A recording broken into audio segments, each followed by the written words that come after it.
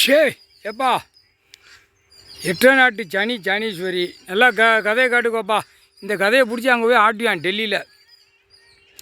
சாராயாரம் பார்க்கான்ல, டெல்லியிலேருந்து தமிழ்நாடு வரைக்கும் ஆந்திரா, கர்நாடகா, கேரளா இப்படி நாடுகளை வச்சு இவன் பூரா இந்த 2ஆம் நம்பருக்கு சாராயம் விற்கான். சாராயம் விற்று கவர்மெண்ட் வேலைக்காரனுக்கு காகித பேப்பர் மாதந்தோறும் 50,000 75,000 1,00,000 சம்பளம் போடணும். இப்போ இந்த சாராயத்தை வச்சு மக்கள் அழிக்கும். மக்கள் வேலை 2ஆம் நம்பருக்கு வந்து பில்டிங்கு அது எல்லாம் அரசியல்வாதி பூரா எது போட இதை விதைச்சி இதை அறுத்து கொண்டு போயிடலாம். அறுத்து கொண்டு போய் ஒரு பலாயிரம் கோடி சேர்த்து வைக்கான். மந்திரி, எம்எல்ஏ, எம்பி, முதலமைச்சர். இதே ஜோலி இதே வழக்காடுறத சட்டுன்னு அதை பிடிக்க தெரியல. இவனை எங்கே பிடிக்கணும் எங்கே அடிக்கணுங்கிற தெரியாத அளவுக்கு அந்த சட்டத்தில் ஓட்டை இருக்குனுங்கிற கணக்கில் வச்சு ஆடிக்கொண்டே இருக்கான்.